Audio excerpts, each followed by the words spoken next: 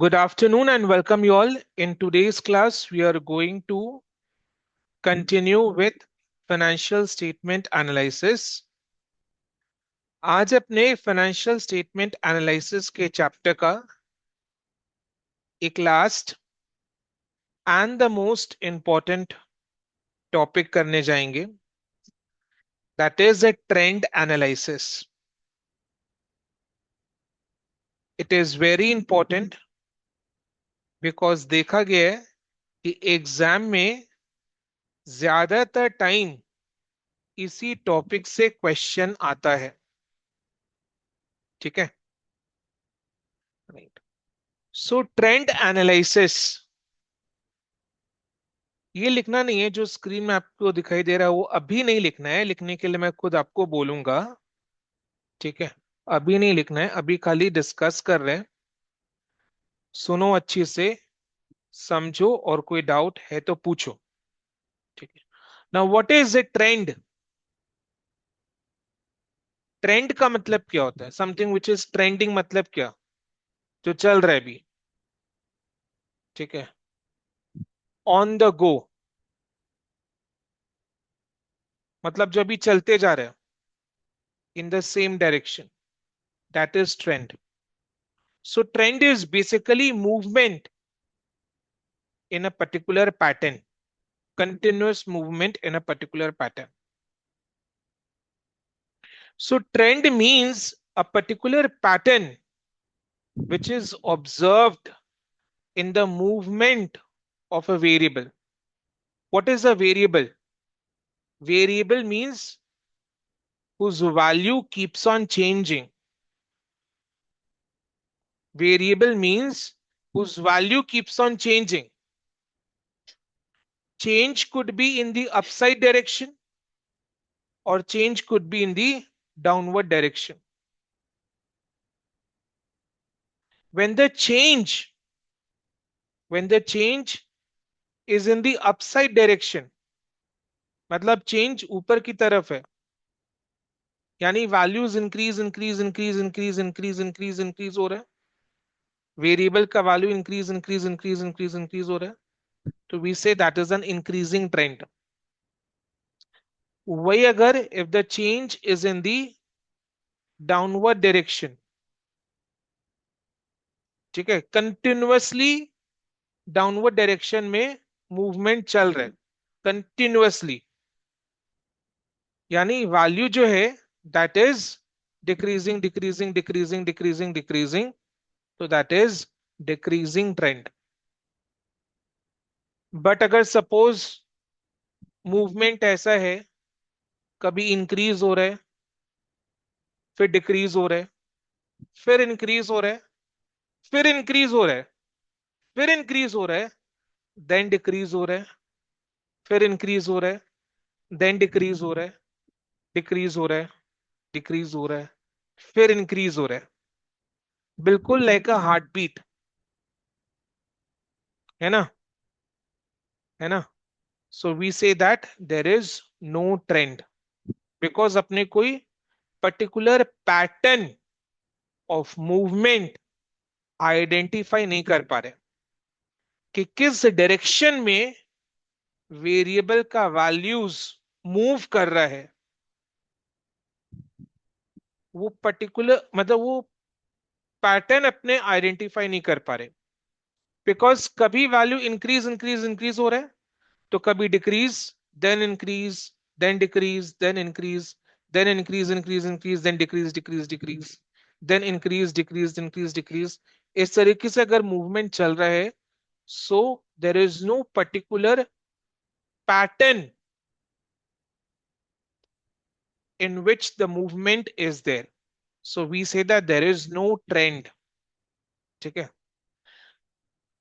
So trend means a particular pattern observed in the movement of a variable.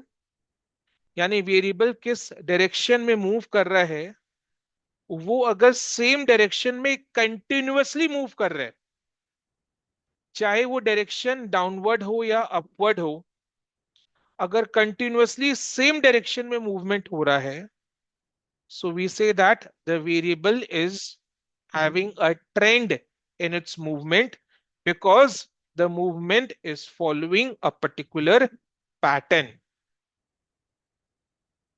ठीक है? तो trend could be identified as increasing trend when the variable shows a continuous increasing movement. यानी केवल increase increase increase increase increase increase increase increase increase हो रहा है, तो that is increasing trend. Decreasing trend when the variable shows a continuous decreasing movement, यानी continuously decrease decrease decrease decrease decrease हो रहा है, तो we say that it is having a decreasing trend. ठीक है? बट अगर movement ऐसा increase decrease increase decrease, then we say that there is no trend. Means when the variable does not show any continuous increase or decrease movement, then we say that variable is not having any trend. समझ में आ रहा है ना? So that is the meaning of the word trend. ठीक है? Trending होता है ना, जब यही फैशन में चल के रखा हुआ है, तो यही लोग खरीदते जा रहे खरीदते जा रहे खरीदते जा रहे, तो दैट बिकम्स ट्रेंडिंग. ठीक है? अभी ट्रेंड डाउनसाइड भी हो सकता है. ठीक है? कैसे? अभी लोग इस चीज को अवॉइड कर रहे हैं, तो सब लोग इस चीज को अवॉइड करते जा रहे करते जा रहे करते जा रहे. समझ में आ रहा है ना? तो ट्रेंड का movement upward, downward, increasing, decreasing हो सकता है, बट पर्टिकुलर डायरेक्शन में ही होते रहना चाहिए. ठीक है? तब वो ट्रेंड है. बट अगर कोई पर्टिकुलर डायरेक्शन में नहीं है, कि कभी ऊपर कभी नीचे कभी ऊपर कभी नीचे, देन वो नो ट्रेंड है. समझ में आ रहा है ना? क्लियर? तो ट्रेंड एनालिसिस में करना क्या अपने को? फाइनेंशियल स्टेटमेंट्स, यानी balance sheet and statement of profit and loss जो सिलेबस में है. अदरवाइज फाइनेंशियल स्टेटमेंट के तो 5 कंपोनेंट है, बट स्टडी करने के लिए एज पर सिलेबस अपने को केवल balance sheet and statement of profit and loss में फोकस करना है. तो ये जो फाइनेंशियल स्टेटमेंट है, balance sheet and statement of profit and loss, उसके जो एलिमेंट्स है, वो एलिमेंट्स ओवर द इयर्स क्या ट्रेंड शो कर रहे हैं, वो हमें आइडेंटिफाई करना है कैलकुलेशंस करके. ठीक है? तो balance sheet, statement of profit and loss के जो एलिमेंट्स है, बैलेंस शीट का एलिमेंट जैसे equity share capital, preference share capital, loan, property plant and equipment, debtors, ये सब बैलेंस शीट के एलिमेंट्स है. Statement of profit and loss के elements, sales, finance cost, cost of materials consumed, ये सब statement of profit and loss के elements है. तो फाइनेंशियल स्टेटमेंट्स के जो एलिमेंट्स है, वो ओवर द इयर्स क्या ट्रेंड शो कर रहे हैं, वो हमें आइडेंटिफाई करना है बाय मेकिंग कैलकुलेशंस. क्या कैलकुलेशन करना है? ट्रेंड का परसेंटेज. ट्रेंड का परसेंटेज कैसे करना है, सब डिस्कस करेंगे. जैसे सपोज, ठीक है, अच्छा, क्लास 7, सपोज एक बंदा का क्लास 7 से क्लास 10 तक मैथ्स में हमेशा 90 प्लस रहा, यानी उसका मैथ्स का जो स्कोर है, मार्क्स है, that followed a trend from class 7 till class 10. ठीक है? तो अपने ये जो ट्रेंड ऑब्जर्व करते हैं, ये from a particular year observe करते हैं कि इस साल से ऐसा ट्रेंड देखने को मिल रहा है, इस साल से ऐसा ट्रेंड देखने को मिल रहा है. तो ये जो इस साल है, इस साल, दैट साल is called the base year. मतलब जिस ईयर से अपने ट्रेंड को देख रहे हैं, जिस ईयर से अपने ट्रेंड को आइडेंटिफाई कर रहे हैं, मेजर कर रहे हैं, that year is called the base year, which is taken as the origin for identifying the trend, है ना। तो अपने को एक बेस ईयर पकड़ना होगा। Base year will obviously be the starting का ईयर। सपोज डिस्कशन में we are studying the data, we have taken the data from 2018 till 2024, 2018 to 2024 का डेटा का ट्रेंड अपने को आइडेंटिफाई करके देना है, ठीक है। तो बेस ईयर कौन सा होगा? 2018। बेस ईयर कौन सा होगा? 2018, बिकॉज अपने को ट्रेंड 2018 से आइडेंटिफाई करके देना है बाय मेकिंग सम कैलकुलेशंस। तो base year will be taken as 2018, यानी स्टार्टिंग का साल हमेशा बेस ईयर होता है। जिस साल से अपने ट्रेंड देख रहे हैं, एकदम स्टार्टिंग का जो ईयर है, that is the base year. तो बेस ईयर से अपने को ट्रेंड मेजर करना है आइडेंटिफाई करने के लिए। क्लियर? तो ट्रेंड को आइडेंटिफाई करने के लिए अपने को क्या कैलकुलेट करना है? ट्रेंड का परसेंटेज। बेस ईयर का मतलब समझ में आ गया, ट्रेंड का परसेंटेज। तो ट्रेंड को आइडेंटिफाई करने के लिए हमें क्या कैलकुलेट करना है? ट्रेंड का परसेंटेज कैलकुलेट करना है फॉर एवरी ईयर। तो हर साल अपने को क्या करना है? ट्रेंड का हर साल के लिए अपने को ट्रेंड परसेंटेज कैलकुलेट करना। अगर बैलेंस शीट है तो बैलेंस शीट के हर एक एलिमेंट का ट्रेंड का परसेंटेज फॉर एवरी ईयर। अगर statement of profit and loss है तो statement of profit and loss के हर एक एलिमेंट का ट्रेंड का परसेंटेज कैलकुलेट करना फॉर एवरी ईयर।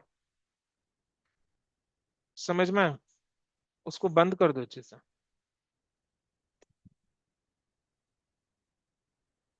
क्लियर हो रहा है? ट्रेंड का परसेंटेज कैसे कैलकुलेट करते हैं? हमारे डिस्कशन में हम लोग कौन से ईयर्स का ट्रेंड स्टडी कर रहे हैं? क्या एग्जांपल लिया था मैंने अभी जस्ट? 2018 से लेकर 2024। सो 2018 हमारा बेस ईयर है। 2018 हमारा बेस ईयर है। 2018 से अपने को ट्रेंड आइडेंटिफाई करना है फ्रॉम 2018 टिल 2024। तो हर साल का ट्रेंड परसेंटेज कैलकुलेट करना है, ठीक है। तो सपोज पहले अपने 2019 का ट्रेंड परसेंटेज कैलकुलेट करेंगे। सपोज कैलकुलेट कर रहे हैं, हर साल का ही करना है, एवरी ईयर का करना है। 2019 का ट्रेंड परसेंटेज निकालना है, 20 का ट्रेंड परसेंटेज निकालना है, 2021, 22, 23, 24 हर साल का ट्रेंड परसेंटेज निकालना है। सो 2019 का ट्रेंड परसेंटेज कैसे निकालेंगे? 2019 का जो अमाउंट है, that divided by base year का अमाउंट, 2018 का अमाउंट, इंटू 100, तो आ जाएगा ट्रेंड परसेंटेज। समझ में आ रहा है ना? मतलब we are expressing each amount as a percentage of base year का अमाउंट। तो अपने को बेस ईयर से ट्रेंड पता चलेगा। एवरी ईयर का amount is measured as a percentage of base year का अमाउंट। तो अपने को ट्रेंड पता चलेगा उससे। समझ में आ रहा है? तो अगर 2019 का अपने ट्रेंड परसेंटेज निकाल रहे हैं, कैसे निकाल रहे हैं? 2019 का अमाउंट बाय बेस ईयर 2018 का अमाउंट इंटू 100। इस तरीके से अपने 2019 का ट्रेंड परसेंटेज निकाला।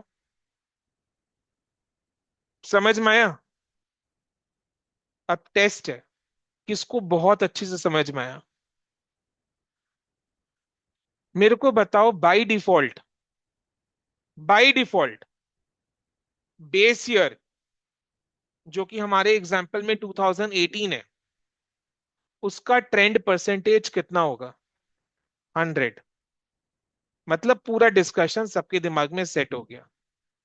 तो बेस ईयर का trend percentage by default is 100।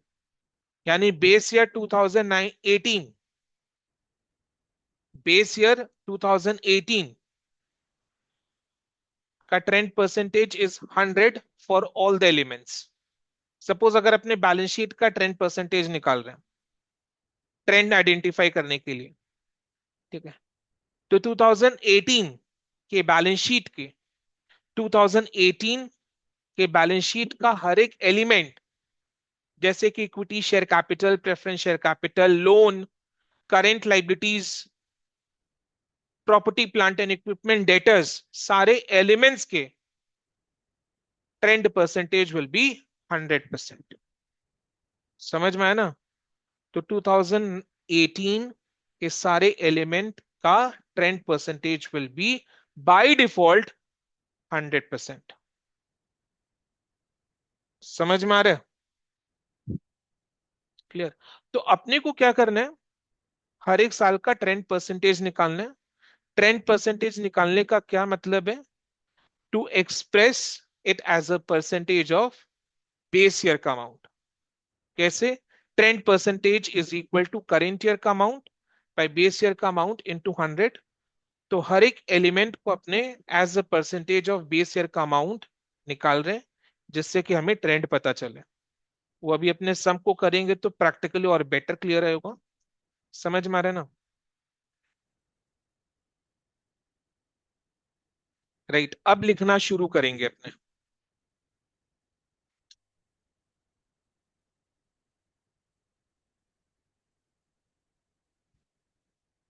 लिखो, टॉपिक 3, ट्रेंड एनालिसिस। जो स्क्रीन में आपके साथ जो स्क्रीन में आपके साथ शेयर किया मैंने, जो आपको दिखाई दे रहा है स्क्रीन में, वही अपने को लिखना है। तो जिन लोग को देखकर लिखना है, उन लोग देखकर लिखते जाओ, और जिन लोग को डिक्टेशन चाहिए, वो डिक्टेशन मैं दे रहा हूं। ठीक है?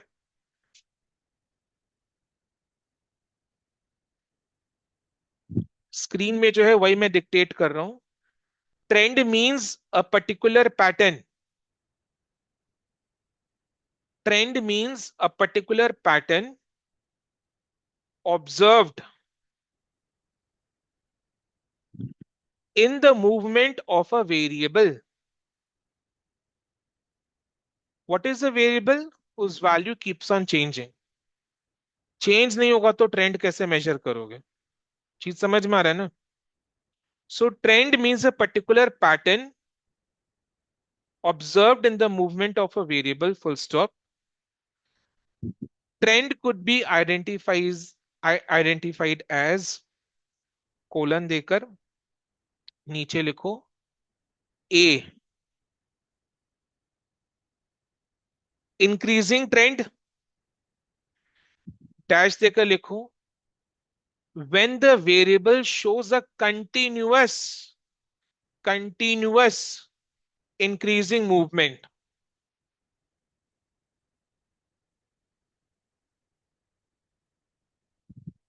When the variable shows a continuous increasing movement. B, decreasing trend,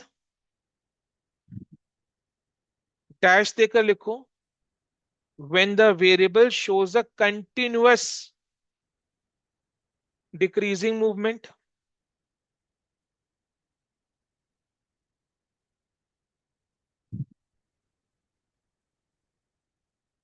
When the variable shows a continuous decreasing movement. Next, C, no trend. C, no trend, dash देके लिखो, when the variable does not show when the variable does not show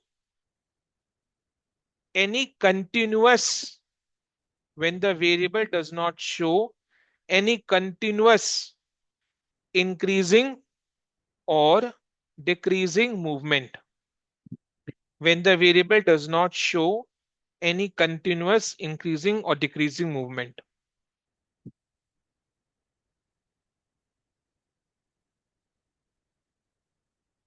एक line छोड़कर next line में लिखेंगे, एक line छोड़कर next line में, trend is identified from a base year, trend is identified from a base year,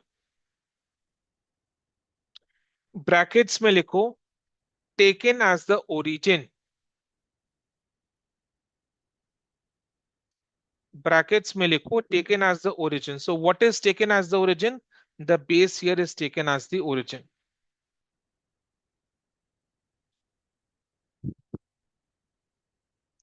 एक line छोड़कर next line, to identify the trend, to identify the trend, we need to calculate the trend percentage. We need to calculate the trend percentage for each year.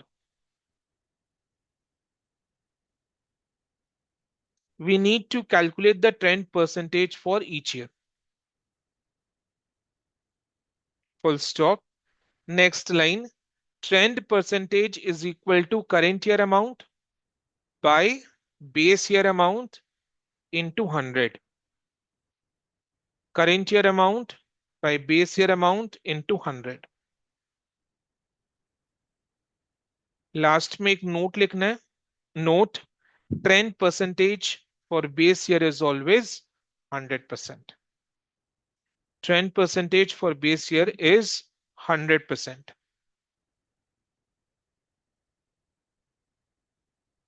Done.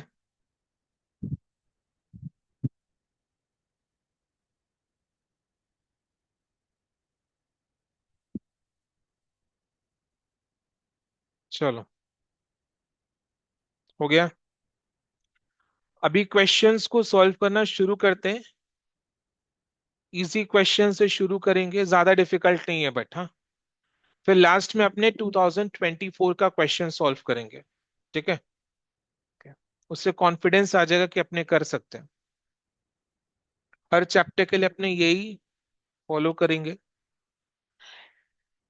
Question number 25, calculate the trend percentage. कुछ भी नहीं करना है copy में, मैं खुद आपको copy use करने के लिए बोलूंगा, लिखने के लिए बोलूंगा. ठीक है, calculate the trend percentage from the following data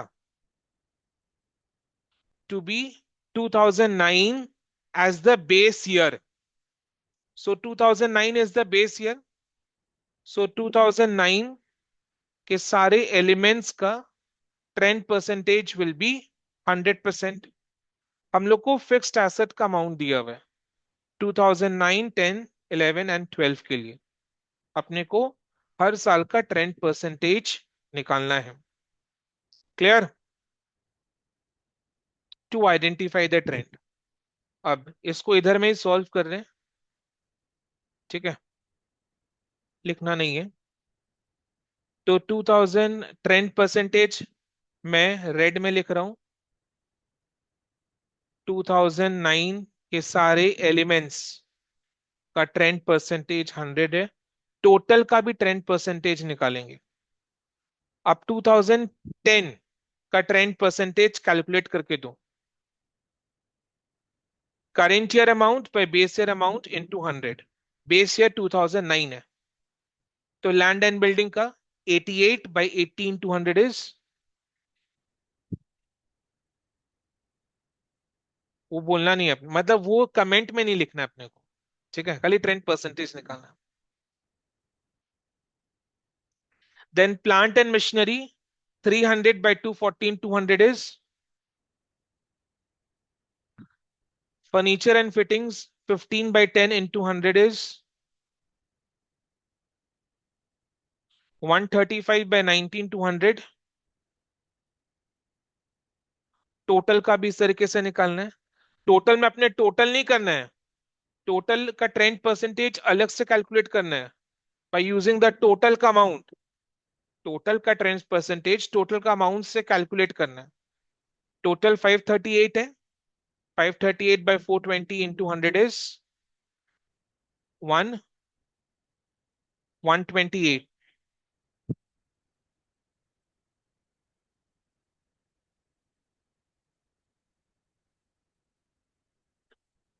128.09 है ना, तो आपने 0.9 बोला। ठीक है, आपने बोला 128.9 है, ही सेड दैट ना, गलत बोला आपने। 128% होगा। चलो 2011, 96/80। बेस ईयर 2009 है, सो 96/80 into 100 is 336/240 is 20/10 into 100 is 180/90 into 100 is 362। Total का ट्रेंड परसेंटेज टोटल का अमाउंट से को यूज करके कैलकुलेट करेंगे। 2011 का टोटल 632 है। बेस ईयर 2009 का टोटल 420 है। तो करेंट ईयर का अमाउंट बाय बेस ईयर का amount into 100, 632/420 into 100 is 154 point,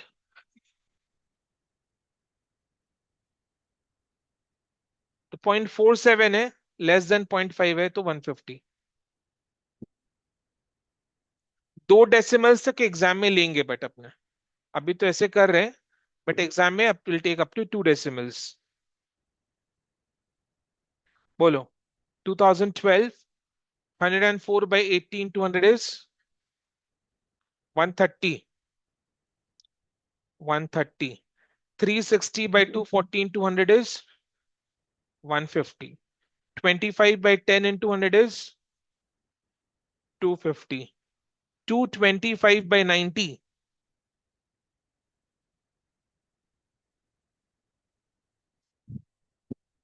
250।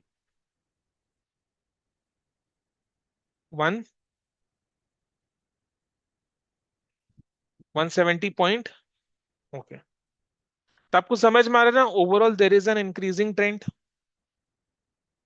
ठीक है, तो ट्रेंड आइडेंटिफाई कर पाए, इतना इजीली आइडेंटिफाई कर पाए ना, कि 100, जैसे लैंड एंड बिल्डिंग, 100 से 110 हुआ, 110 से 120 हुआ, 120 से 130 हुआ, तो इंक्रीजिंग ट्रेंड। क्लियर। तो इस केस में fixed assets are showing an increasing trend from 2009 to 2012, but अपने को कमेंट नहीं आएगा। ठीक है, इसमें कुछ कैलकुलेशंस एरर्स हैं, विच यू आल्सो नो, है ना। तो इसलिए मैंने कहा भी था कि घर में आपको comparative financial statements, common size financial statements, सब सारे सम्स को खुद से सेल्फ प्रैक्टिस करना है, सॉल्यूशंस को मैच करना है, जहां डिस्क्रिपेंसी आ रहे वहां पूछ लेना, क्लास में आकर या व्हाट्सएप में, जैसा भी हो। Question number 26। Calculate the trend percentage from the following information to be 2008 as the base year। तो क्वेश्चन नंबर 26 में अपने को लाइबिलिटीज साइड का एलिमेंट्स दिया हुआ है। 2008 बेस ईयर है, तो ट्रेंड परसेंटेज 100 होगा। बाकी 2009, 10, 11 का ट्रेंड परसेंटेज कैलकुलेट करना है, current year amount by base year amount into 100 करके। टोटल के लिए भी सेम करना है, खुद से कैलकुलेट करना है, राइट। चेक करना है, जहां डिस्क्रिपेंसी वहां पूछ लेना। Okay, so question number 26 can be taken as homework. अब सीधा आते क्वेश्चन नंबर 27 में। ठीक है, question number 27, be careful. Difficult बिल्कुल भी नहीं है, इजी ही है। ठीक है, जरा सा भी डिफिकल्ट नहीं है, बस थोड़ा सा अपने को केयरफुल रहना है। From the trend percentage supplied below, क्या दिया हुआ है अपने को? सप्लाई दिया हुआ है। डिमांड कौन कर रहा है? ठीक है, from the trend percentage supplied below, तो अपने को क्या दिया हुआ है फाइनली बताओ? ट्रेंड परसेंटेज दिया हुआ है। इसके प्रीवियस टू क्वेश्चंस में क्या था? अमाउंट दिया हुआ था, हम लोग को ट्रेंड का परसेंटेज निकालना था। क्वेश्चन नंबर 27 में रिवर्स पूछा है, ट्रेंड का परसेंटेज दिया हुआ है, तो क्या निकालना है? अमाउंट। समझ में आया ना? क्वेश्चन नंबर 27 में रिवर्स दिया हुआ है, ट्रेंड का परसेंटेज दिया हुआ है, और क्या कैलकुलेट करना है? अमाउंट।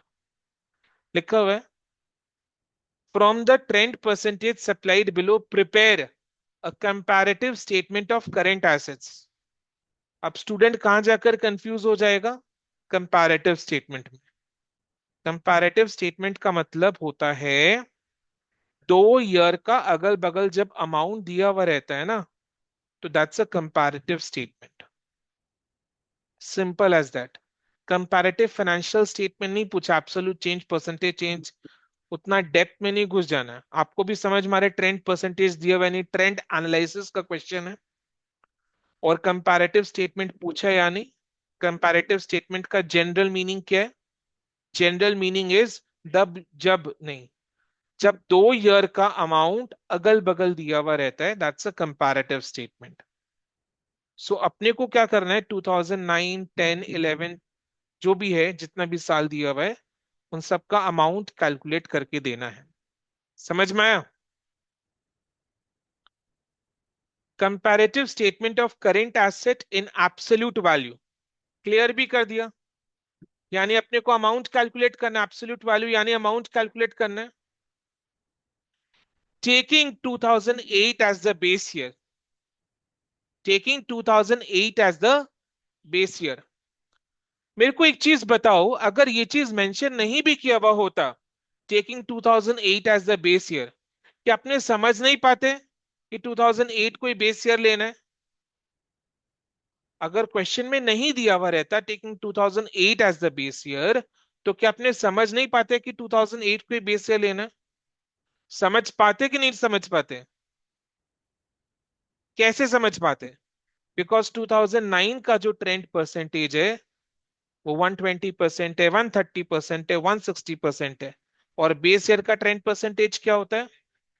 100% होता है।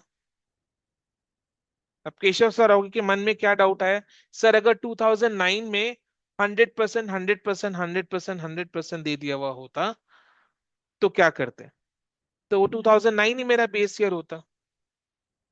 यही क्वेश्चन आया था ना, right? So 2008 is the base year, और बेस ईयर का trend percentage by default her element के लिए 100% होता है। क्योंकि 2009 के सारे एलिमेंट का trend percentage is not 100%, so 2009 is obviously not the base year. ठीक है, अब क्वेश्चन में आगे क्या डेटा दिया हुआ है? ट्रेंड का percentage and corresponding values of current asset, यानी इन टोटल कितने ईयर का कैलकुलेशन करना है? करेक्ट, 4 इयर्स का। कितने इयर्स का कैलकुलेट करना है? 4 इयर्स का। 2008 बेस ईयर का तो करना ही है। बेस ईयर का कैलकुलेट नहीं करेंगे तो बाकी ईयर्स का कैलकुलेशन कैसे होगा? सो अपने को बेस ईयर 2008, देन 2009, 10, 11 जो दिया हुआ है उनका कैलकुलेशन करके देना है। क्या कैलकुलेट करना है? करेंट एसेट्स का अमाउंट। ठीक है, करेंट एसेट का अमाउंट कैलकुलेट करना है। करेंट एसेट का अमाउंट कैलकुलेट करना है for 2008 base year, 2009, 10 and 11। Clear? अब क्वेश्चन में क्या दिया हुआ है? 2009 का ट्रेंड परसेंटेज दिया हुआ है ना? समझ में आ रहा है? क्या 2008 का भी ट्रेंड परसेंटेज दिया हुआ है? वो तो 100 ही लेना। चीज समझ में आ रहा है ना? 2008 का ट्रेंड परसेंटेज बोलना ही काफी है कि 2008 is the base year. Base year बोलते ही समझ जाना है कि 2008 का ट्रेंड परसेंटेज विल बी 100। ठीक है? 2010 का ट्रेंड परसेंटेज दिया हुआ है और 2011 का ट्रेंड परसेंटेज के साथ अमाउंट दिया हुआ है। यानी 2011 का ट्रेंड परसेंटेज के साथ अमाउंट दिया हुआ है। तो 2011 का ही डेटा को यूज करके अपने को बाकी का कैलकुलेशंस करना होगा। ये चीज समझ में है ना? बिकॉज 2011 का ट्रेंड परसेंटेज अमाउंट दोनों दिया हुआ है, तो अपने को 2011 का ही डेटा यूज करके 2008, 9, 10 का कैलकुलेशंस करके देना। ठीक है? समझ में आ रहा है? अभी इसको डिस्कस करें, इसको अपने साथ में सॉल्व भी करेंगे। राइट, एक एक करके बताओ। जैसे 2011 का कैश एंड बैंक कितना है? 3600। यही तो है ना? 2011 का cash and bank 3600 amount, trend percentage 150%। तो 2008 का अमाउंट कैसे कैलकुलेट करेंगे?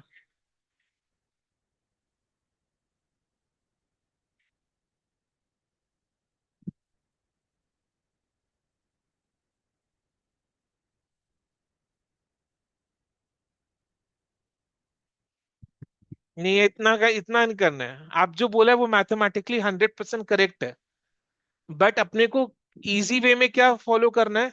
बोलो।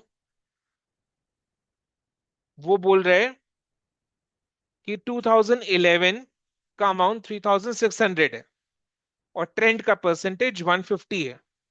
यानी 150% के लिए, 150% के लिए अमाउंट इज 3600। और 2008 का ट्रेंड परसेंटेज कितना है? 100% है। तो 100% के लिए अमाउंट कितना होगा? अगर 150% के लिए अमाउंट इज 3600, देन 100% के लिए अमाउंट कितना होगा? 3600 बाय 150 इंटू 100। वही वो बोल रहे हैं, 100 बाय 150 इंटू 3600 एक ही चीज है। 3600 बाय 150 इंटू 100, तो 2008 का अमाउंट आ जाएगा।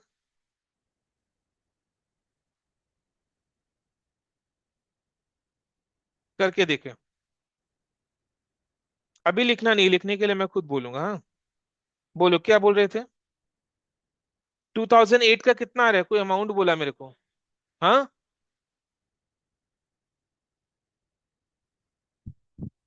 कैसे निकाला? 2400, 3600 बाय 150 इंटू 100 इज 2400। ताई तो 2008 का अमाउंट निकल गया। अमाउंट कितना निकला? 2400। This is for 100%।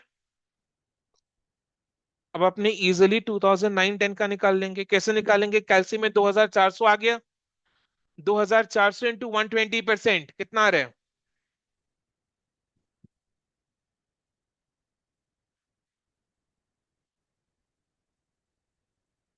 वो लिख चुके अपने।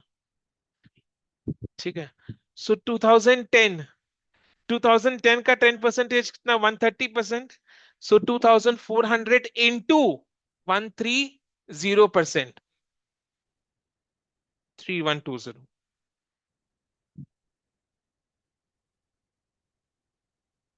समझ में आया ना?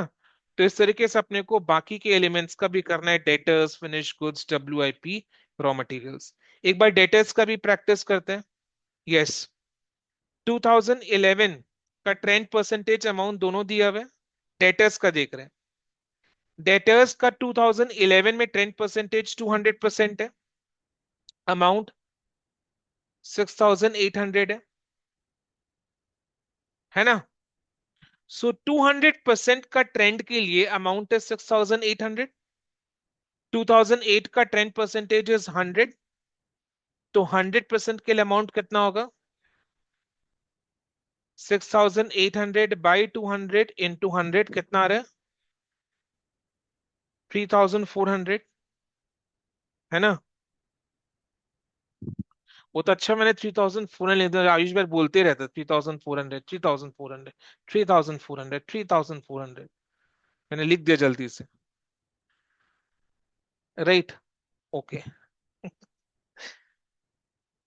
सो 2008 which is the base year, debtors का अमाउंट 3400 आ रहा है। तो कैलसी में 3400 है। अब 2009 का अमाउंट कैसे निकालेंगे? 3400 इंटू 130%, 4420। 2010 का 3400 इंटू 140%, 4760। समझ में आ गया? चलो अब इसको करते हैं।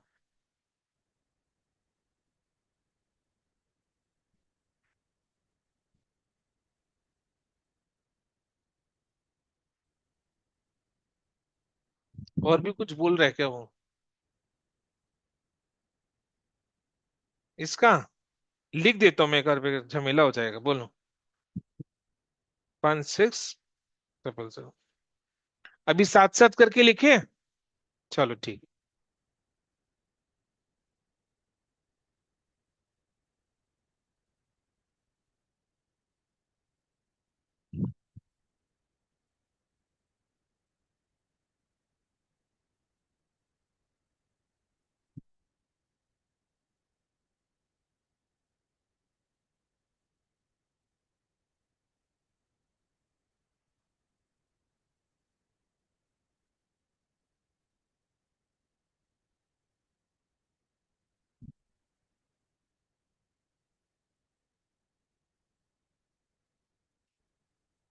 पहले हम लोग 2008 पहले हम लोग 2008 का अमाउंट कैलकुलेट कर रहे हैं फॉर ईच एलिमेंट। फिर ट्रेंड परसेंटेज यूज करके 2009 एंड 10 का भी अमाउंट कैलकुलेट कर लेंगे। ठीक है, अपने को स्मार्ट वे में आंसर प्रेजेंट करना है ताकि कम टाइम में इसका सोल्यूशन हो पाए। तो इसीलिए आंसर को कैसे लिखना है, प्रेजेंट करना है, वो चीज मैं दिखा रहा हूं।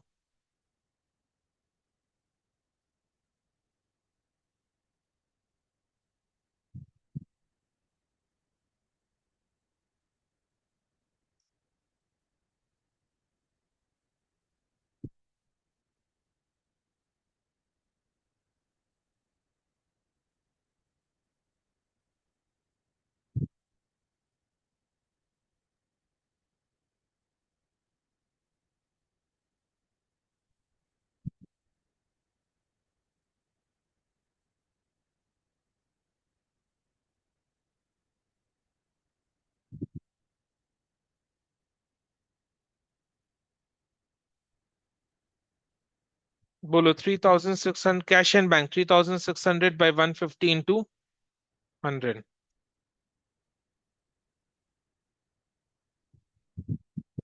बोलो आयुष। छोड़ो। ठीक है। डेटर्स।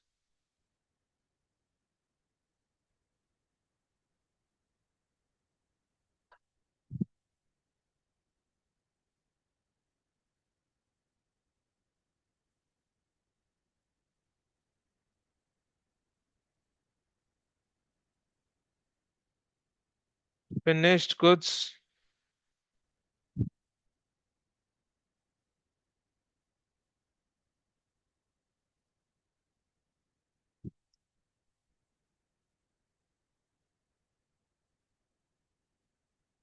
सही आ रहा है ना?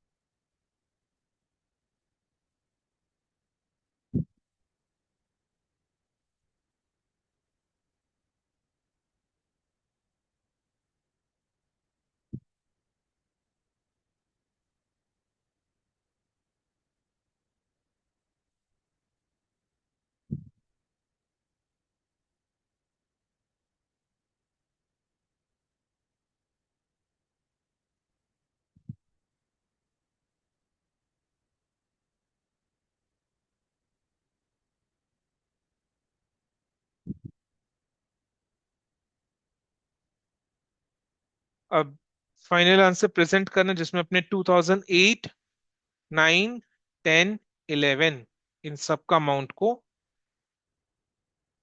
कॉलम वाइज प्रेजेंट करेंगे बगल में। कंपैरेटिव स्टेटमेंट बनाना है। Comparative statement of current assets in absolute values.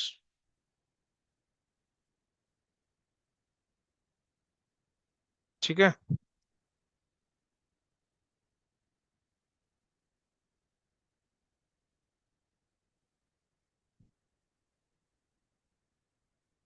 4 years का है।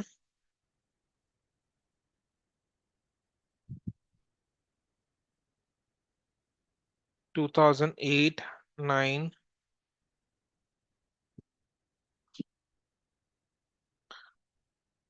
2011।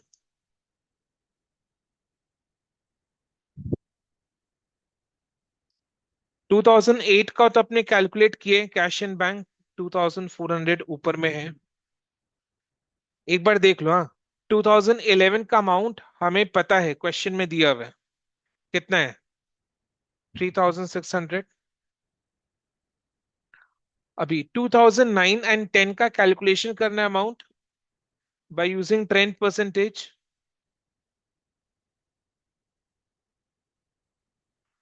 2009 का 10% 120% है, यानी बेस ईयर के अमाउंट का 120%। सो 2400 का 120%।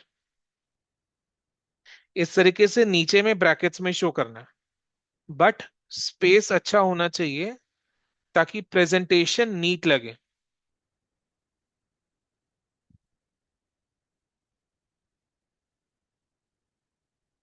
2010 का 10% 130% है, यानी 130% of the base year amount.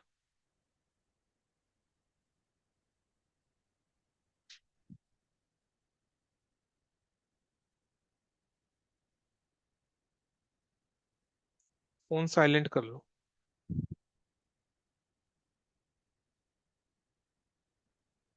Right. अब डेटर्स 2008 का अमाउंट हमने कैलकुलेट किया ऊपर 3400। 2011 का दिया हुआ है क्वेश्चन में 6800। अभी 2009, 10, 2009 एंड 2010 का अमाउंट कैलकुलेट करेंगे यूजिंग 10%। 2009 का 10% कितना है? 130%, यानी 3400 का 130%। राइट। बीच में एक दो एक लाइन का स्पेस छोड़ते जाना। हाँ, जैसे मैंने छोड़ा है। Cash and bank and debtors के बीच में एक लाइन का स्पेस है।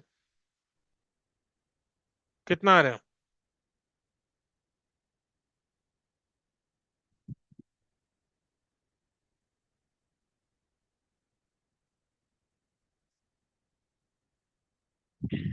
2010 का 10% बताओ।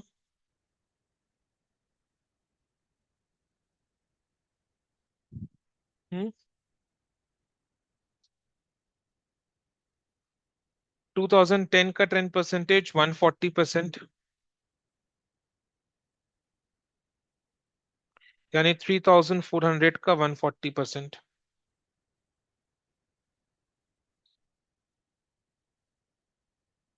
Then finished goods. समझ में आ गया ना कैसे करना, आप खुद से करो।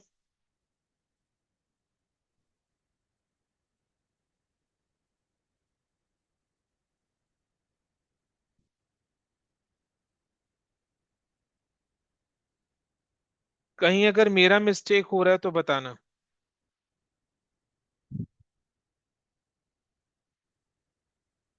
हम्म।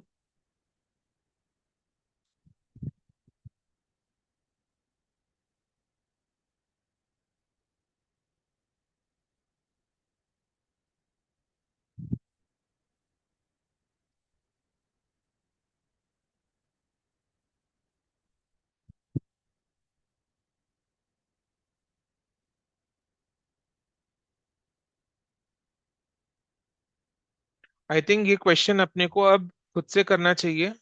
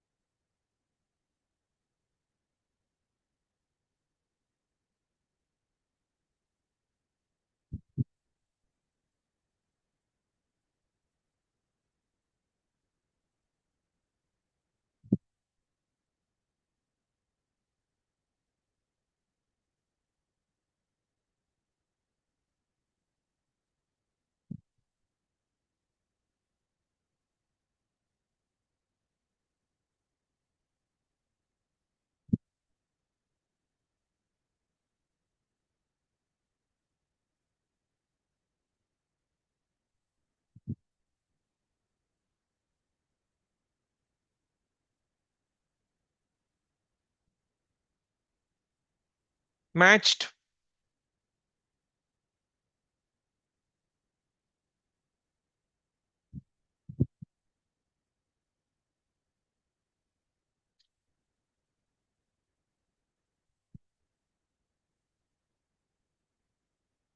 क्वेश्चन नंबर 28 देखो, same as question number 27। Question number 27 में करेंट एसेट्स दिया हुआ था, क्वेश्चन नंबर 28 में फिक्स्ड एसेट्स। एक बार डिस्कस कर लेते हैं, ये घर में कर लेना। Question number 28 you can solve as an homework question. From the following trend analysis, construct the comparative statement of fixed assets in absolute value, taking 2012 as the base year. So 2012 is the base year, यानी trend का percentage हर element के लिए 2012 का trend percentage हर element के लिए 100% होगा। हम लोग को क्वेश्चन में 2013, 14 एंड 15 का ट्रेंड परसेंटेज दिया हुआ है, और इसके साथ 2015 का एब्सोल्यूट अमाउंट्स दिया हुआ है। सो 2015 का ट्रेंड परसेंटेज एंड 2015 का एब्सोल्यूट अमाउंट दोनों मालूम है। 2015 के लिए ट्रेंड परसेंटेज एंड उसके साथ एब्सोल्यूट अमाउंट दोनों मालूम है for each element of fixed asset. तो अपने को 2015 का डेटा को यूज करके पहले तो बेस ईयर 2012 का अमाउंट कैलकुलेट करना है। जैसे प्रीवियस क्वेश्चन में हमने 2008 का अमाउंट पहले कैलकुलेट किया था फॉर ईच एलिमेंट। इस क्वेश्चन में बेस ईयर 2012 है, तो पहले 2012 का अमाउंट कैलकुलेट करेंगे, देन 2012 के अमाउंट पर अपने ट्रेंड परसेंटेज यूज करके 2013 एंड 2014 का अमाउंट कैलकुलेट करेंगे। ठीक है, सो 2013 एंड 2014 का ट्रेंड परसेंटेज यूज करेंगे अपने to calculate the amount. Yes और नो? चलो, so to question number 28 answers भी दिया हुआ है, you can match. Question number 28 आप घर पर सॉल्व करोगे, right?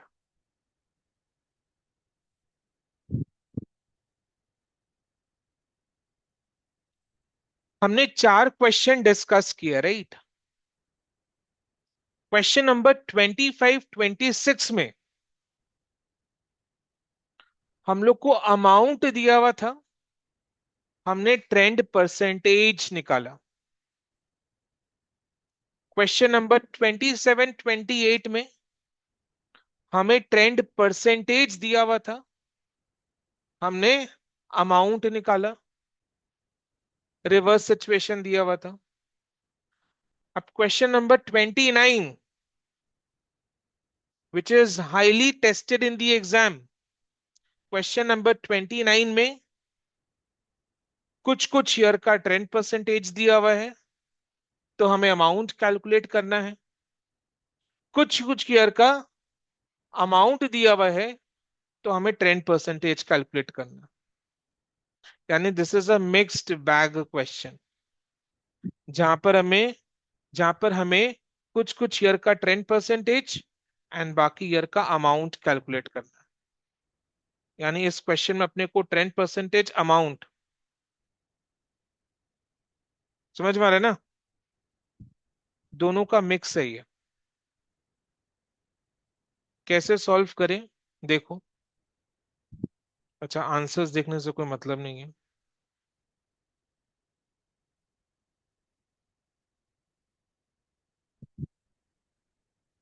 Hmm question number 29 very important for exam, बहुत ज्यादा टेस्ट होता है ये।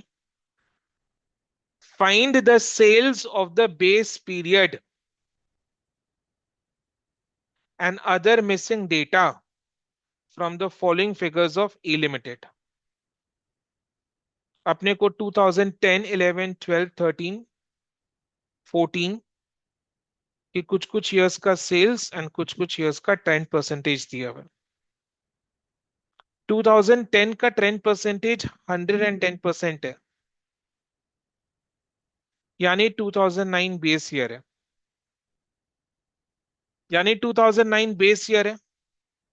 सबसे पहले अपने क्या करते हैं, बेस ईयर का कैलकुलेशन करते हैं, है ना? लिखने का भी कुछ जरूरत नहीं है, मैं लिखाऊंगा इसको। क्या बोला, कौन सा ईयर बेस ईयर है? 2009 बेस ईयर है। कैसे समझे 2009 बेस ईयर है? बिकॉज 2010 का 10% इज नॉट 100%। 2010 का 10% इज 110%, और बेस ईयर का 10% हमेशा 100% होता है। सो ऑब्वियस सा बात है, 2009 का 10% इज 100%, यानी 2009 इज द बेस ईयर। तो हमें पहले बेस ईयर का कैलकुलेशन करना है। अब मेरे को बताओ, अपने को क्वेश्चन में 2010, 11, 12, 13, 14 कौन से ईयर का सेल्स का अमाउंट और 10% दोनों दिया हुआ है? 2010 का। तो उसी को यूज करेंगे सबसे पहले अपने, बिकॉज बाकी ईयर का तो, कुछ कुछ ईयर, बाकी ईयर के केस में तो कहीं सेल्स नहीं दिया हुआ है, कहीं 10% नहीं दिया हुआ है, बट 2010 के लिए तो सेल्स और 10% दोनों दिया हुआ है। तो 2010 का डेटा यूज करके अपने पहले यूज करेंगे। राइट, बोलो। करेक्ट। केशव बोल रहे हैं। हाँ, रुपीज इन थाउजेंड है तो क्यों कॉम्प्लेक्स कर रहे हैं चीज को?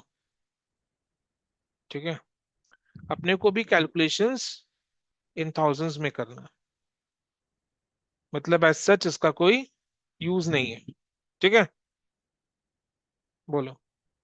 सो 2010 का डेटा को पहले यूज करना है, और कैलकुलेशन सबसे पहले किस कौन सी ईयर के लिए करते हैं? बेस ईयर के लिए करते हैं। तो 2009 का सेल्स का अमाउंट कैलकुलेट करना है 2010 का डेटा को यूज करके। 2010 में सेल्स 1980 है, और 10 का परसेंटेज 110% है। So for 110% sales is 1980। Base year 2009 का 10% कितना? 100%। तो फॉर 100% सेल्स कितना होगा? अगर 110% के लिए सेल्स 1980 है, तो 100% के लिए सेल्स कितना होगा? 1980 बाई 110 इंटू 100 कितना? 1800। बस, अब तो आराम से निकल जाएगा। 2011 का 10% दिया हुआ है, 130% सेल्स का अमाउंट चाहिए। ये 130% क्या है? बेस ईयर 2009 के सेल्स का 130% है, यानी 1800 का 130% है, कितना आ रहा है? हाँ, 2340।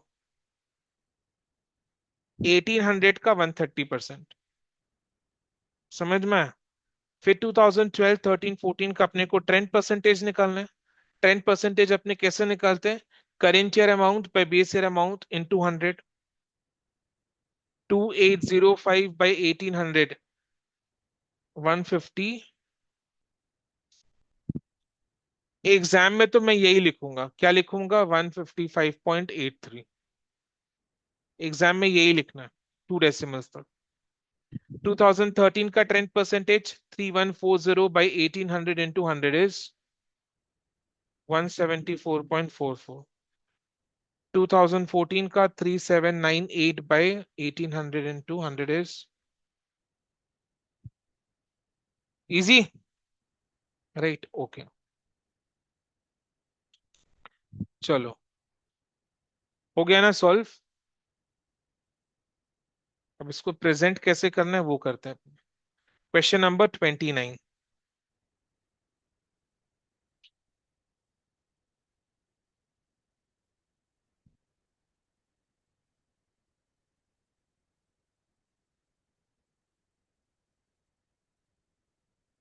पहले लिख लो, base year is 2009,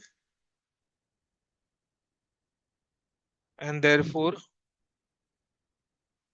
10 percentage for 2009 is 100%।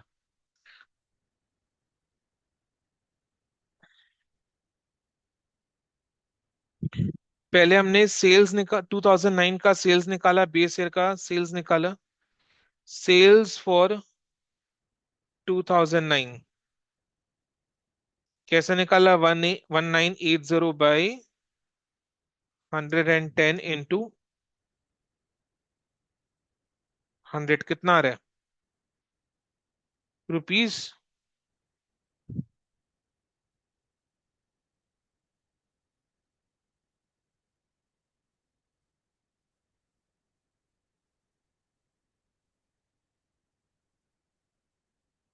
Then 2010 का तो सेल्स 10% दोनों दिया हुआ है। अब 2011 का सेल्स निकालना है। 2011 का 10% कितना है? 130%। तो बेस ईयर के सेल्स का 130% होगा। बेस ईयर का सेल्स 1800 है, सो 1800 का 130%। 2340। देन 2012 13 14 का 10% निकालना है अपने को। 10% अपने कैसे निकालते हैं? Base year, sorry, current year amount. Current year amount पे बेस ईयर अमाउंट इंटू 100। सो पहले 2012 का करेंट ईयर अमाउंट कितना है? 2012 का 18, सॉरी 2805 ना। 2012 का सेल्स का अमाउंट कितना है? 2805। करेंट ईयर अमाउंट पे base year amount into 100। Base year 2009 है, 2009 का सेल्स 1800 है, सो 2805 बाय 1800 इंटू 100 कितना आ रहा है? 155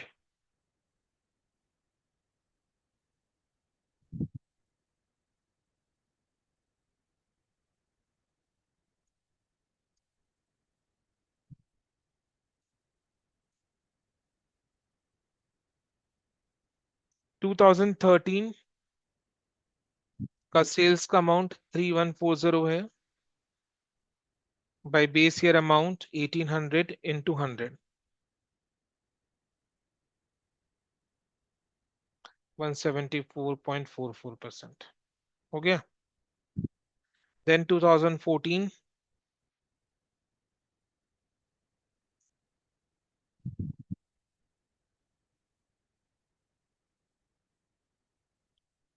3798।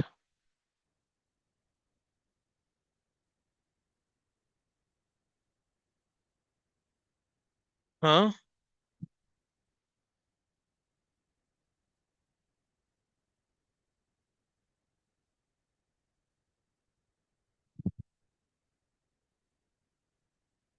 डन।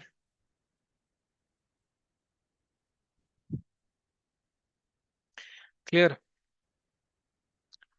तो ये मिक्स्ड बैग क्वेश्चन है जिसमें अपने कुछ सालों का सेल्स का अमाउंट निकाले हैं एंड कुछ इयर्स का अपने 10% कैलकुलेट किए।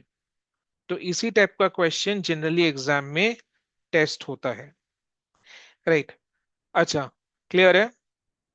जो पीडीएफ मैंने आपके साथ शेयर किया था, उस पीडीएफ के सारे क्वेश्चंस हो चुके हैं सॉल्व, क्लास में डिस्कस हो गए। कुछ क्वेश्चंस होमवर्क है तो उनको तो घर में प्रैक्टिस करना है। तो इस पीडीएफ के सारे क्वेश्चंस क्लास में डिस्कस हो गए हैं। ठीक है। तो this chapter is complete as such, but हमें क्या करना है? चैप्टर वाइज हर चैप्टर का 2024 में जो क्वेश्चन आया था उसको भी चैप्टर के एंड में सॉल्व करना है। तो 2024 में इस चैप्टर से ट्रेंड एनालिसिस का क्वेश्चन आया था। ठीक है। तो वो क्वेश्चन आपके सामने स्क्रीन में है, अभी दिखाई दे रहा है। इसका पीडीएफ आपको मिल जाएगा, डू नॉट वरी। सो ये 2024 का एग्जाम क्वेश्चन है which had come from trend analysis. अब अपने देखते हैं कि हम इसे सॉल्व कर पा रहे हैं या नहीं। ठीक है, पहला फीलिंग क्या है दिमाग में? नया क्वेश्चन है ना? ठीक है, देखा देखा नहीं लग रहा है, क्योंकि आदत हो गया है, क्लास 11 12 से आदत हो गया है, देखा देखा क्वेश्चंस को ही अपने सॉल्व कर पाते हैं। ठीक है, बट अभी ग्रेजुएशन का लास्ट सेमेस्टर में है, थोड़ा दिमाग को भी यूज करना करना चाहिए, है ना? ठीक है, देखते कर पाते हैं या नहीं। एग्जाम शुरू हो चुका है, क्वेश्चन पेपर हाथ में आया, वी वर वेरी पॉजिटिव कि financial statement analysis easy chapter है, तो उसका क्वेश्चन को तो अपने सॉल्व कर पाएंगे। पर जैसे ही क्वेश्चन को देखा, वो गाना याद है, देखी सी अनजानी सी, वो गाना याद आ गया कि देखा देखा तो नहीं लग रहा है, पर देखते हैं, कोशिश करते हैं। From the following particulars identify the missing information of IN limited. Year ended on 31st March, तो अपने को 2020, 21, 22, 23, 24 का डेटा दिया हुआ है। ठीक है, बेस ईयर कौन सा है? 2020। क्या क्वेश्चन में इसका हिंट है, दिया हुआ है कि 2020 इज द बेस ईयर? दिया हुआ है क्वेश्चन में।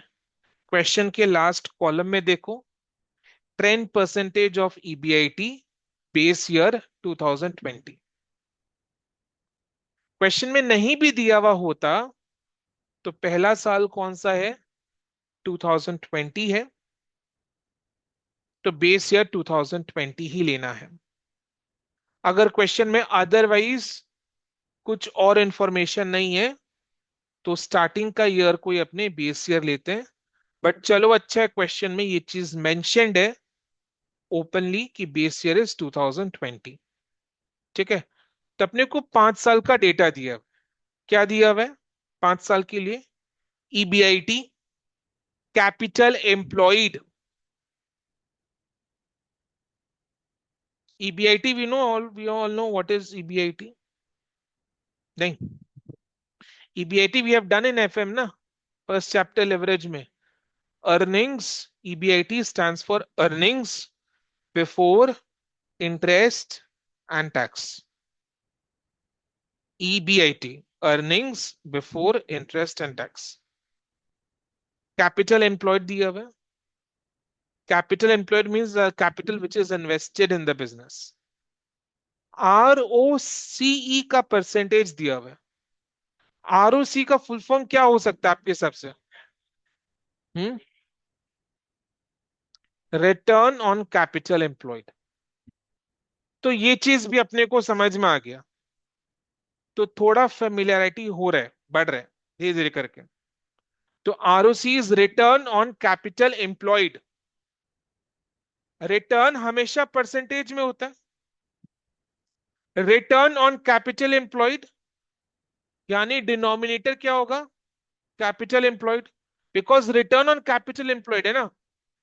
तो अब अपने दिमाग में ये सोच रहे हैं कि रिटर्न ऑन कैपिटल एम्प्लॉयड का फॉर्मूला क्या हो सकता है? क्या फॉर्मूला हो सकता है रिटर्न ऑन कैपिटल एम्प्लॉयड का? रिटर्न ऑन कैपिटल एम्प्लॉयड का फॉर्मूला क्या हो सकता है? What by what into 100। Return है, रेट है, परसेंटेज में है, तो इनटू 100 है। रिटर्न ऑन कैपिटल एम्प्लॉयड है, यानी कैपिटल एम्प्लॉयड पर रिटर्न कैलकुलेट किया, यानी कैपिटल एम्प्लॉयड डिनोमिनेटर में है। तो दिमाग में क्या आया? Something divided by capital employed into 100 is return on capital employed। Something divided by capital employed into 100 is return on capital employed। भाई तो what is that something? एकदम क्वेश्चन में दिखाई दे रहा है वो। रिटर्न, कैपिटल एम्प्लॉयड से जो रिटर्न आएगा, capital employed means what, the amount of money which is invested in the business. तो बिजनेस से रिटर्न किस फॉर्म में आता है? अर्निंग्स के फॉर्म में आता है। बिजनेस से रिटर्न किस फॉर्म में आता है? अर्निंग्स के फॉर्म में आता है। और क्वेश्चन में अर्निंग्स कौन सा दिया हुआ है? Earnings before interest and tax.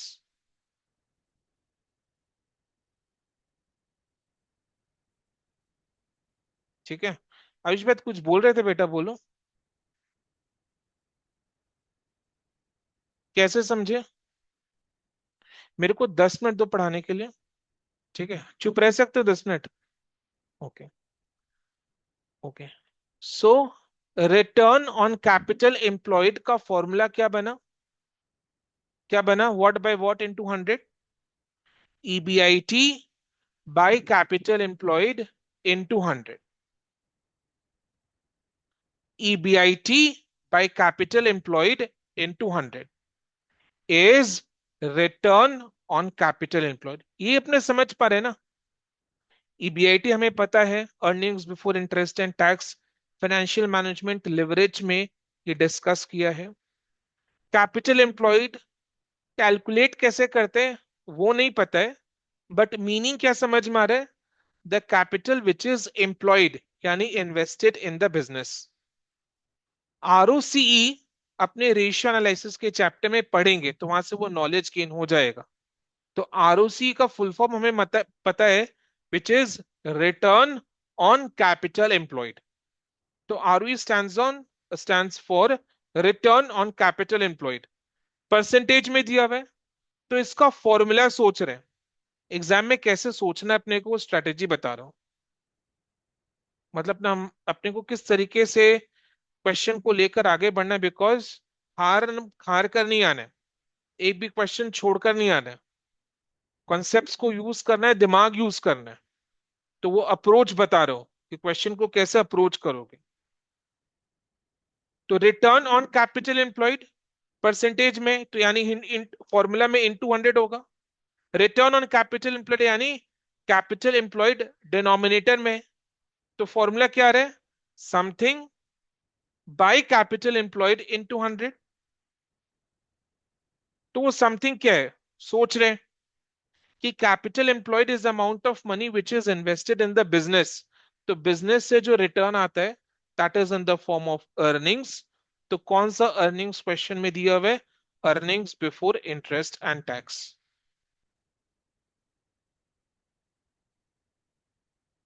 तो earnings before interest and tax by capital employed into 100 is return on capital employed. ये चीज क्लियर हो गया? समझ में आ रहा है ना?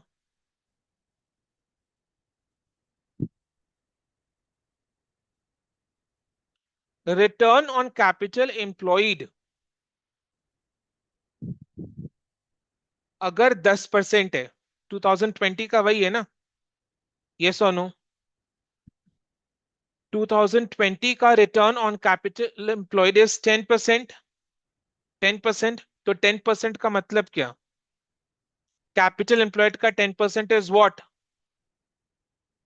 कैपिटल एम्प्लॉयड का 10% इज व्हाट? ईबीआईटी। ये है रिटर्न ऑन कैपिटल एम्प्लॉयड का use, application in solving the sum. So if return on capital employed is 10%, it means capital employed का 10% is EBIT, because EBIT by capital employed into 100 is return on capital employed. So if return on capital employed is 10%, यानी capital employed का 10% is EBIT.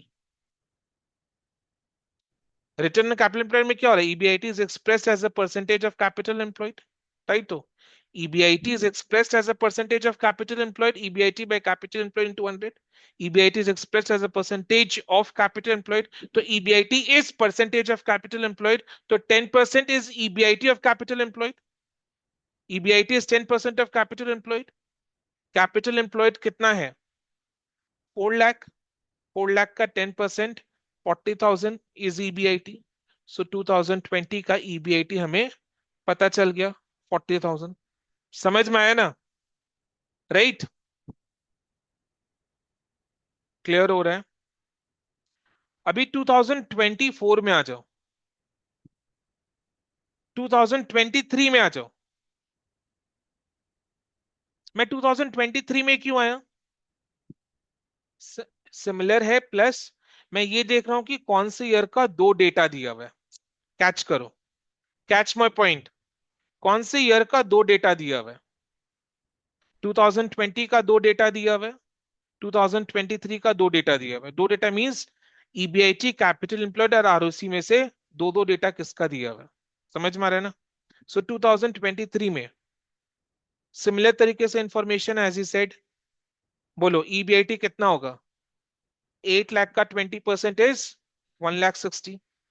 सो 2023 का EBIT is 1,60,000। समझ में आया? Then 2024 में आ जाओ। इसमें EBIT is given, return on capital employed is 25%। तो कैपिटल एम्प्लॉयड कितना होगा?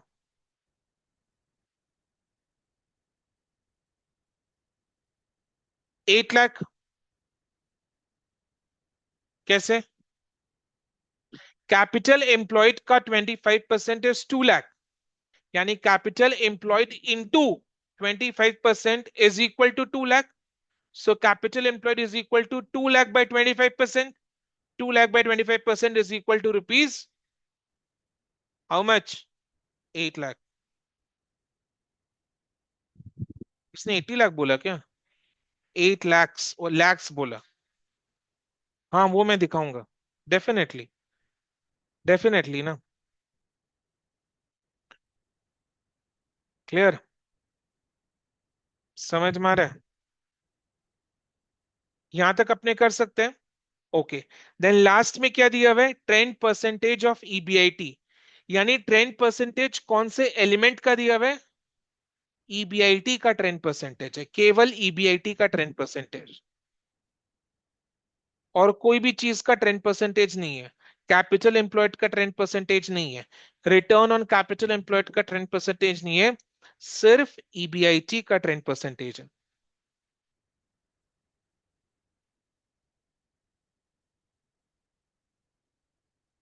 Base year 2020।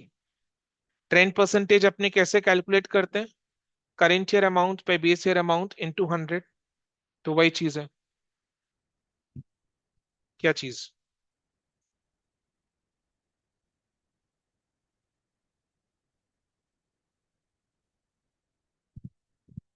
हम्म। कैसे देख लेता हूँ। हाँ सही है। समझ में आया ना? तो कर पाया? कर पाया ना?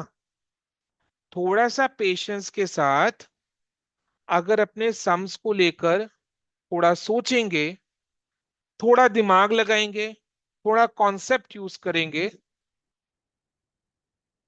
हर एक आइटम को लेकर थोड़ा सोचेंगे, दिमाग लगाएंगे, कंसेप्ट को यूज करेंगे, तो डेफिनेटली ऐसा कोई भी क्वेश्चन नहीं है जो अपने एग्जाम में सॉल्व ना कर पाए।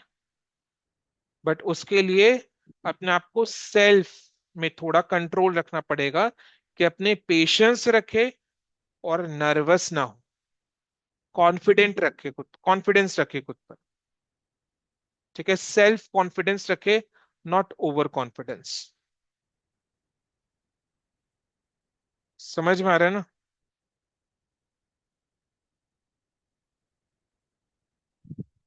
तो चलो करें। पहले अपने क्या करें? बोलो बोलो बोलो बोलो। कैलकुलेशंस करना है अपने को, सारे मिसिंग फिगर्स बैठाना है। तो हम लोग एग्जाम में क्या करेंगे? ये टेबल को, ये टेबल को एज इट इज,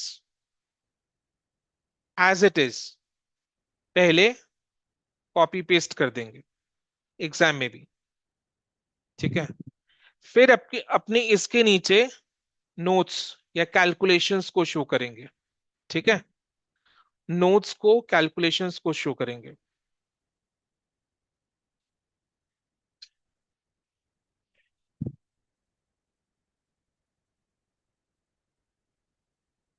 क्या समझते हैं? नहीं तो क्या समझते, कैसा क्वेश्चन है, कौन से चैप्टर का क्वेश्चन फिर पूछा आपने? वो आंसर करते हैं अपने। ठीक है, बेकार का क्वेश्चंस बाद में लेंगे अपने। चलो, नेक्स्ट। पहले अपने कौन सा ईयर का कैलकुलेशन किए? हाँ, 2020। तो अपने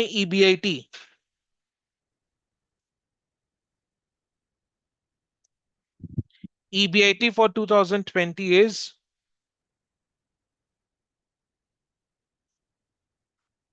4 lakh into 10% rupees, 40,000।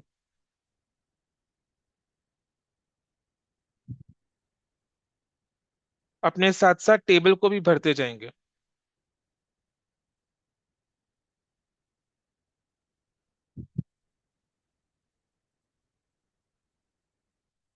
Then next. Next अपने क्या कैलकुलेट किया? EBIT for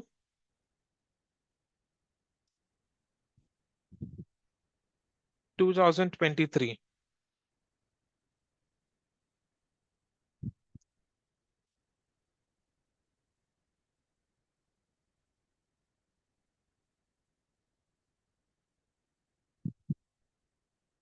8 lakh into 20%, 1,60,000।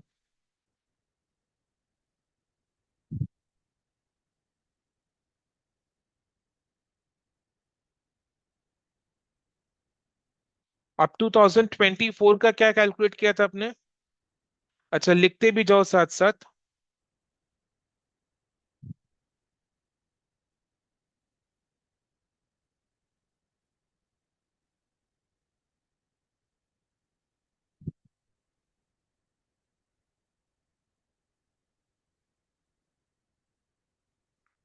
Then क्या कैलकुलेशन किया था आपने? कौन से ईयर का?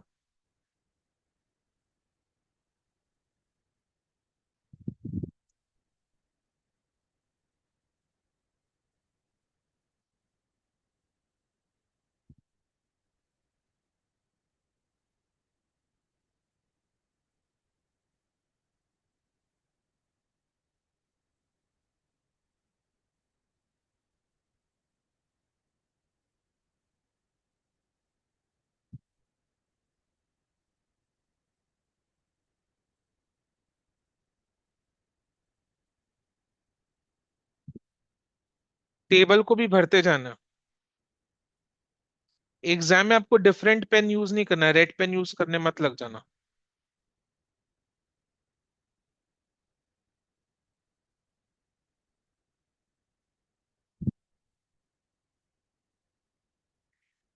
देन बताओ क्या कैलकुलेट करें।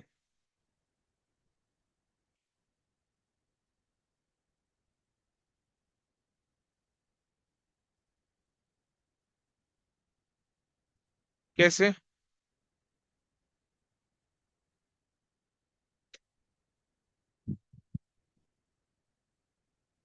ओके, आपने क्या कहा?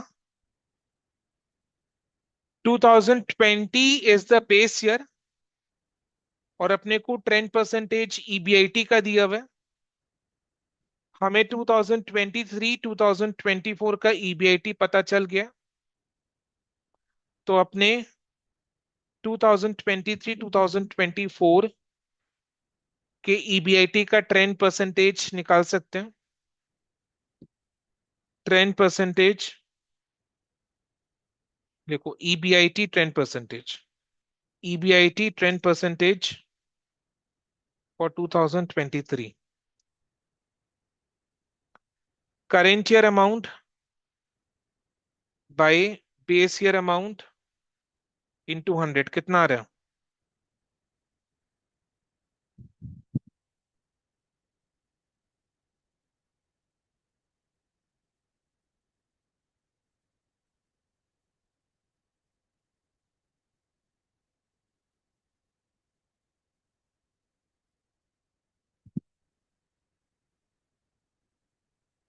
बोलो। देन सिमिलरली ईबीआईटी का 10%।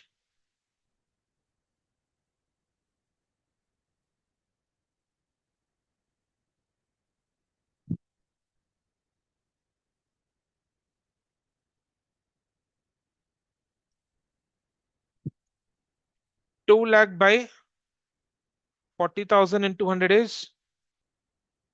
500%।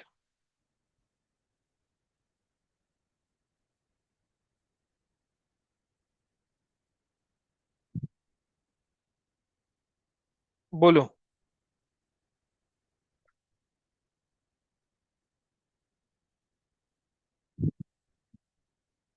बोलो और क्या कैलकुलेट, और इसके नेक्स्ट स्टेप में क्या करें?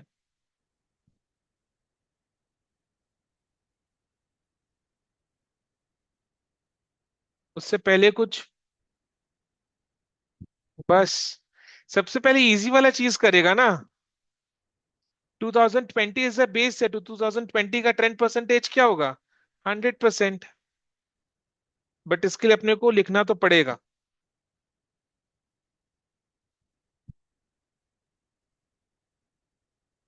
देखो, सिंस 2020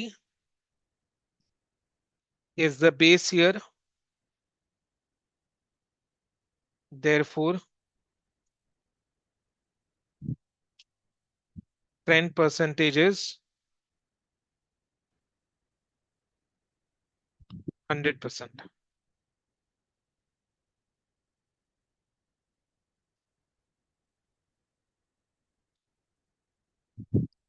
अब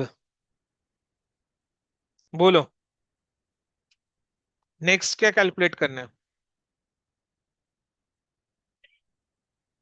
कौन से ईयर का? 2021 का ईबीआईटी कैलकुलेट करेंगे कैसे?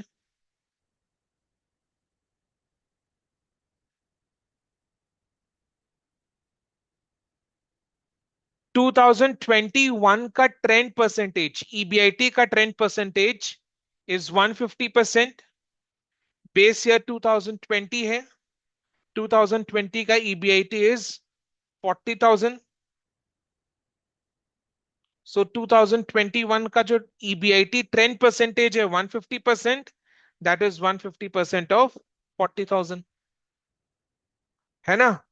2021 का जो ट्रेंड परसेंटेज है 150%, that is 150% of base year 2020 का ईबीआईटी, यानी 150% ऑफ 40,000। ठीक है। EBIT for 2021 is equal to 40,000 into 150%।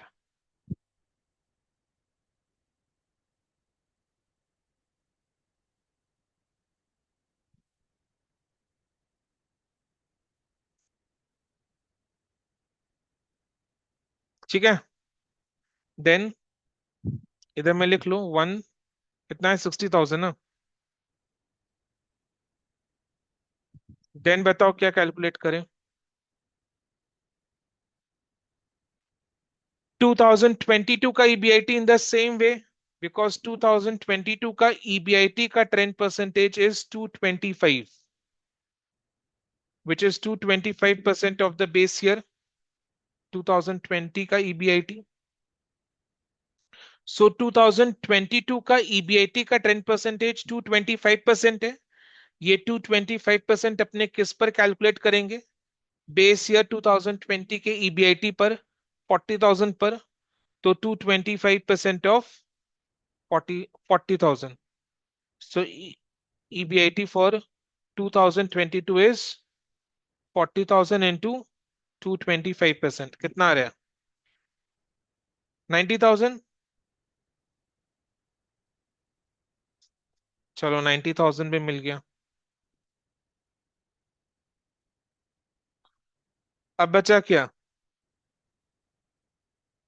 R O सी ई, कौन से ईयर का? 2021, 2022। और आर ओ सी ई अपने कैसे कैलकुलेट करते हैं? EBIT by capital employed into 100, है ना? 2021 का कैसे कैलकुलेट करोगे? 60,000 बाई 5 लाख इंटू 100 कितना आ रहा है? 12%।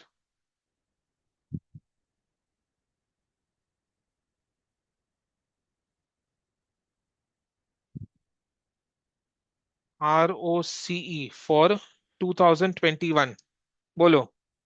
60,000 बाई 5 लाख इंटू 100 कितना आ रहा है? 12%।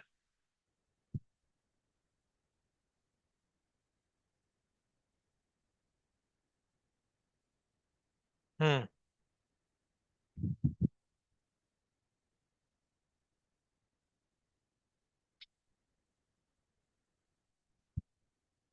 देन 2022 का ROC is 90,000 by 6 lakh into 100 कितना?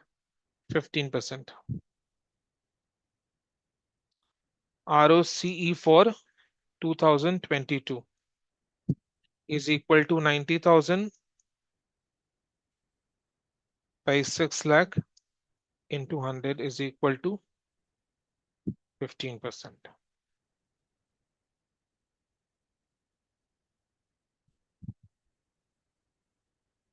Table complete. डन। इस क्वेश्चन तो इजीली अपने इस क्वेश्चन को सॉल्व कर पाए, बट मेरा एक क्वेश्चन है कि कौन से पॉइंट पर हल्का सा फ्रिक्शन आ रहा था, जो दूर होते ही पूरा क्वेश्चन पानी की तरह सॉल्व हो गया। ROC। Very good. प्रॉब्लम को आइडेंटिफाई करना भी बहुत जरूरी है कि प्रॉब्लम कहाँ हो रहा था ROC में।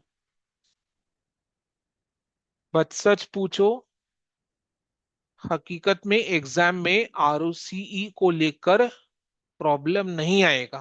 क्यों? Because in the same subject FR we have ratio analysis. तो रेशियो एनालिसिस में अपने ROCE का फॉर्मूला सीखेंगे। समझ में आया ना? ये सेम सब्जेक्ट में रेशियो एनालिसिस के चैप्टर में अपने ROC का फॉर्मूला सीखेंगे, तो उधर भी फ्रिक्शन नहीं आएगा। बाकी तो फिर सब क्लियर है, पानी की तरह सॉल्व हो जाएगा ये चीज, है ना? अब एक चीज आपने देखा, ये 10 मार्क का क्वेश्चन है, कंपलसरी क्वेश्चन है, और अपने कितना नोट्स बनाए? तो 10 into 1। समझ में ना? हर नोट के लिए पार्ट मार्किंग है। क्लियर? यानी क्वेश्चन अपने आराम से एग्जाम में सॉल्व कर पाएंगे, बिकॉज ROC में अटक रहे थे, बट ROC अपने को रेशियो एनालिसिस का चैप्टर से पढ़ने को आज पढ़ने को मिलेगा, राइट? अपने नॉलेज में है, वो चीज आ जाएगा, तो अपने कर पाएंगे। Done. So how was it? Nice chapter, scoring chapter. जो PDF मैंने शेयर किया उससे क्वेश्चंस को प्रैक्टिस करो, जो होमवर्क क्वेश्चंस है उससे क्वेश्चंस को प्रैक्टिस करो। Easy chapter does not mean you will take it lightly. Questions का रिटन प्रैक्टिस करो, आंसर में कहीं डिस्क्रिपेंसी है तो मेरे से शेयर करो, डिस्कस करो। ठीक है? चलो देन, आज के लिए इतना ही। Thank you so much. Bye and take care. हाँ, किसी को डाउट है they will stay back, rest में choose to leave. Thank you. Bye.